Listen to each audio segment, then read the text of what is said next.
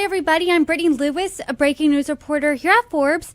Joining me now is Taryn Rosenkranz, Democratic strategist and CEO of New Blue Interactive. Taryn, thank you so much for joining me. Thank you for having me. Election day on Tuesday resulted in some good news for Democrats. The party saw decisive victories in blue and blue-leaning states like New York City, as well as California, Virginia, and New Jersey. And they even picked up wins in states that President Trump won a year ago, like Pennsylvania and Georgia. So to start off the conversation, what do you think that the results from Tuesday night reveal about where the Democratic Party is right now? Well, historically, we've always seen that these odd year elections are really a predictor for what will happen in the midterms. I do think that politics has been quite unpredictable in the last few years. So maybe history doesn't always tell the same story. But I do think what we're seeing, besides a very bright spot for Democrats, is people's reaction to not liking what Trump 2.0 has been. This administration has had a lot of upheaval, a lot of chaos. People were unhappy of where they felt economically in the 2024 election, and I think they're feeling worse off. We're seeing that in a lot of the polling that's coming back, and we definitely saw it at the voting booth Tuesday. I think that's a really good point because Democrats lost largely in 2024 because of affordability. They reclaimed that and said, we're the party that can make things more affordable. And that was a winning message on Tuesday, regardless of what state you were in. I mean, how do you think that Democrats really follow through on that and then say, not only do we hear you, but we're going to do something about that? Because do you think there needs to be results in 2026 for that to happen? I think that people do understand that things need to happen and change to make things more affordable, and that the Democratic Party has continued to try to bring those things forward. Right now, we're in a government shutdown.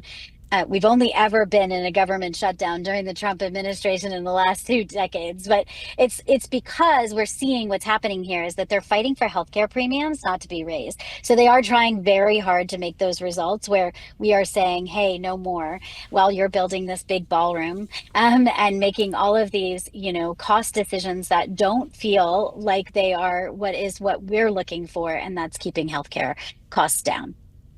And President Trump, he said that he believes that the reason that Republicans didn't have a great night on Tuesday was because he himself was not on the ballot and because of this shutdown. He essentially said the shutdown did not help Republicans on Tuesday. The inverse of that is that the shutdown helped Democrats. Do you agree? Do you think that people and voters across the country on Tuesday blame Republicans more than Democrats for this shutdown? And how do you think that translates into the midterms then? Yeah. I think that it's unfortunate that we can't have the negotiations that we should. We did have with Biden, there was no shutdown. No matter how close they came to the edge, they found a way to work it out. And so I think it's really critical during this Trump administration when there's pointing fingers, when you're seeing that they're not coming back into Congress, they're not negotiating, they're not coming to the table, they're not doing any of these things on the Republican side, you're going to feel that as people. No, I don't want to say that some terrible thing that is happening to America right now where people aren't getting paid and they're struggling, that should help Democrats. But it's that I think people are seeing very clearly the Democrats are fighting really hard for you to make these things happen and to try to make sure that we can keep those healthcare costs down and that we are stopping some of the things that are happening. I do think one of the critical things that will happen in the midterms is that people are kind of rebelling against this idea of you told me it was going to get better and it's not. And so they're not going to stand for that anymore. And I think that's what's going to be the big motivator to the polls. And to that point, do you think then that voters want and are agreeing with Democrats that they want them to stand up to Republicans to keep being entrenched in this shutdown fight? Because Senate Minority Leader Chuck Schumer, he said the election results are not vague, they're not unclear, they were lightning in the bottle. Do you think that this empowers Democrats then to hold their ground here? I think so. I mean, I do. I do think that also there are realities to what we can do. I think what's happening is that Trump is continually coloring outside the lines with the rules in the government, and Congress is letting him get away with that. So as we're seeing him do things that are just, for lack of a better word, feel sketchy to the American people, like, wait a minute, that's not how this is done. If he's playing outside the rules, I think it is important that the Democrats stick to the rules of this country and the laws of this country, because that's how we operate as a democratic country, right? We have to do that. And that's very important to the principles that we all live on. So I think that voters are seeing that and wanting people to stand by and make sure that we're going by the rule of law. And the two major themes that you and I have talked about in this conversation so far really have been affordability and the economy, as well as President Trump.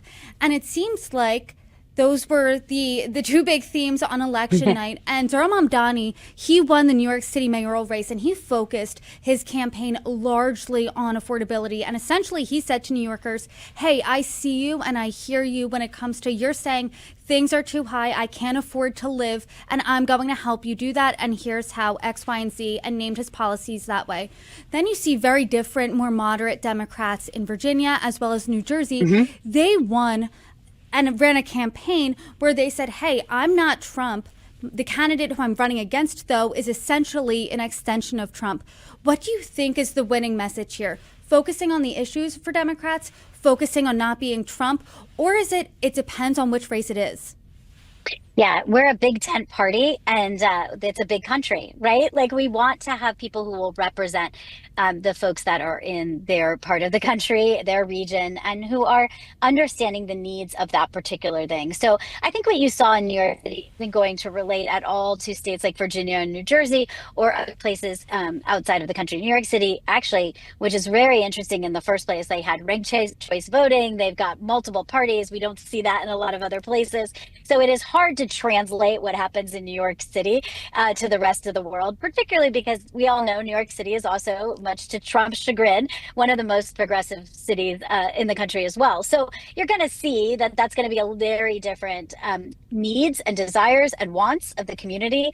And so reaching them and the message that's going to work for them is not going to work for the rest of the country because we're all very unique and diverse. And that's what Democrats pride themselves on, is being a big tent party where we have all kinds of Democrats who have some values that are traditional, including affordability and helping people. But that message is going to be uniquely different where you live.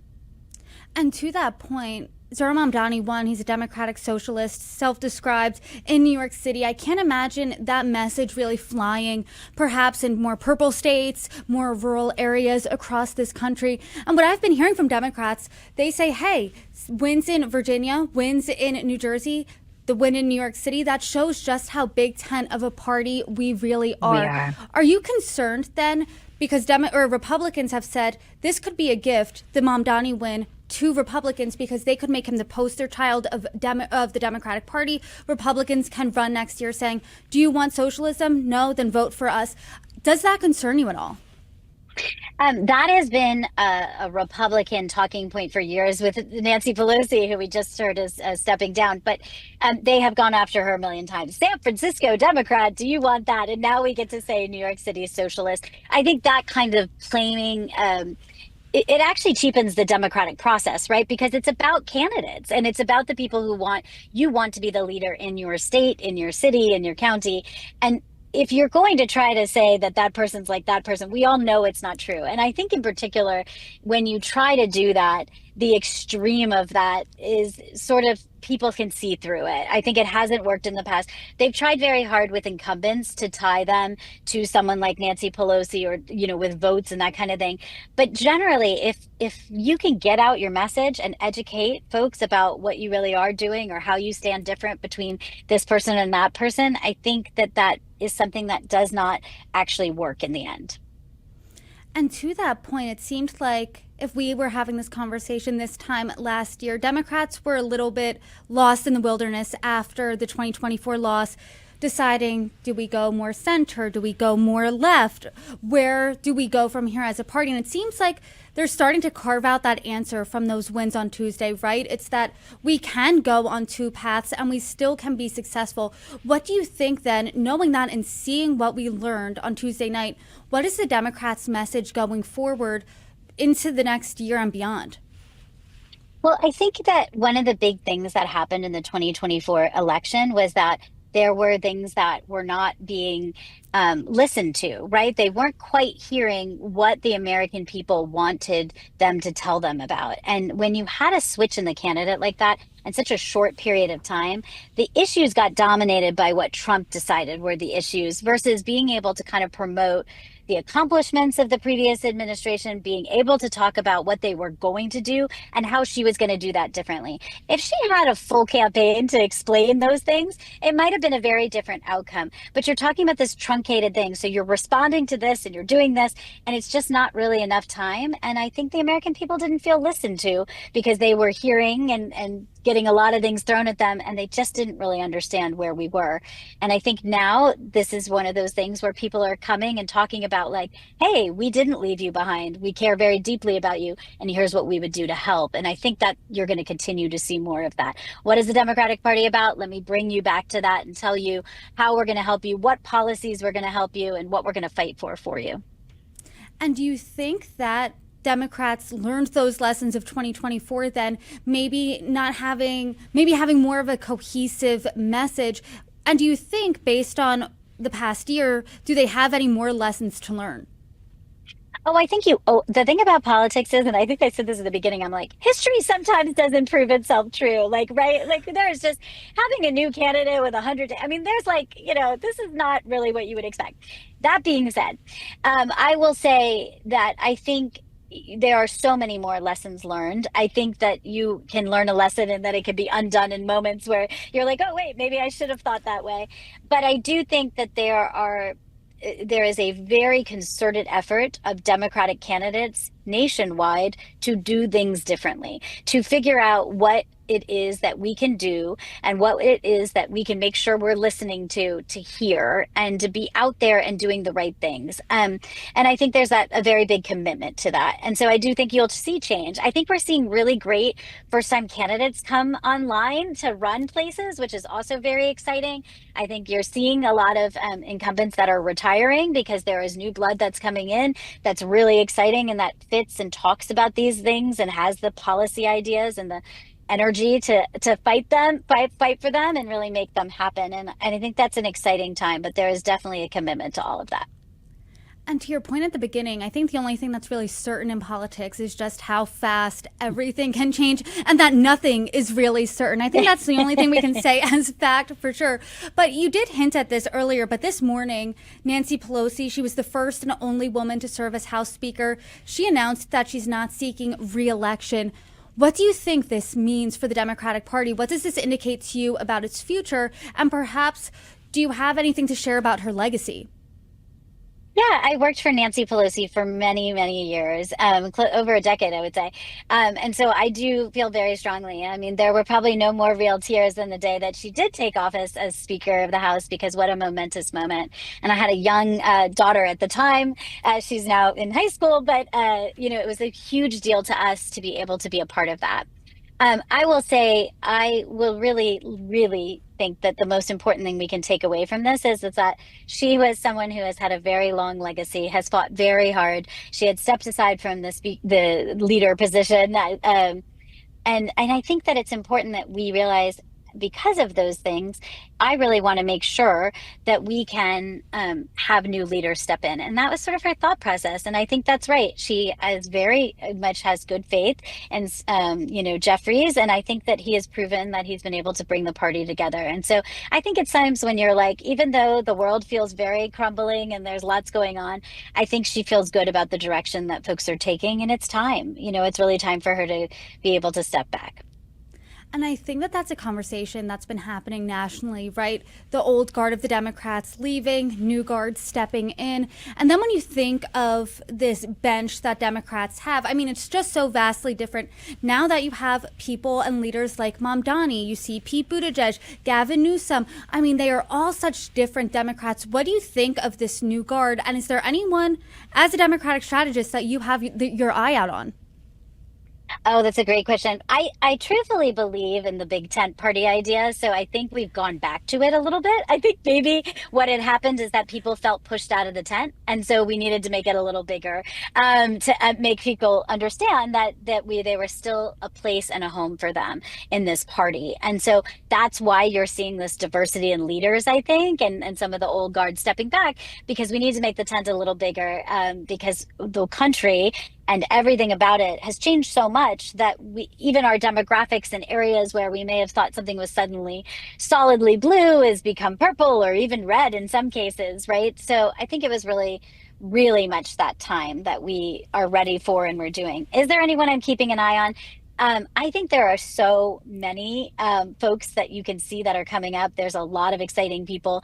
But the one thing I will say is it's always too soon to tell, because if you look back where we were in that election where we had 24 Democratic people running for the nomination, it ended up being Joe Biden, who would have been actually more predictable than anyone else, but just didn't think that's where we're going to end up. So I always say, I don't think it's a good idea to give anybody too much attention at this stage in the game, because you never know where it's going to land. So I try not to predict, but I think there's a lot of good talent out there and a great bench, and we're looking forward to see who can rise to the top.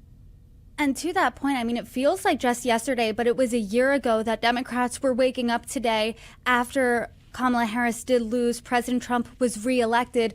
And I mean, I'm sure that you woke up feeling a lot differently yesterday than you did back in 2024. I mean, when you woke up, what was that feeling? Are you feeling happy? Do you think that there's still, I mean, I know you said earlier that there's always still work to be done, but are you happy with the progress that the party's made in the last year? Absolutely. I think the progress has been incredible. There's really been a commitment to what went wrong here and what we can do better.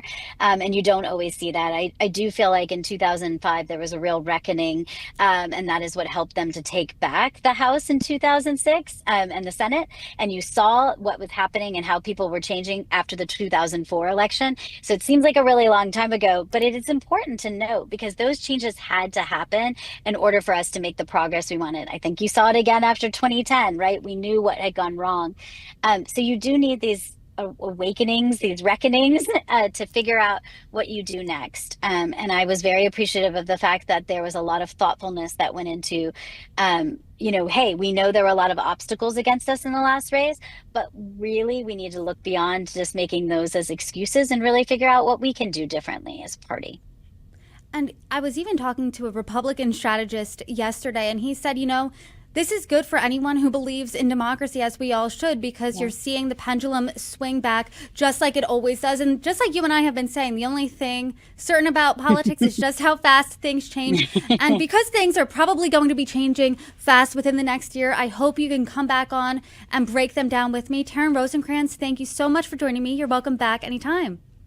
Thank you for having me. I'd love to come back.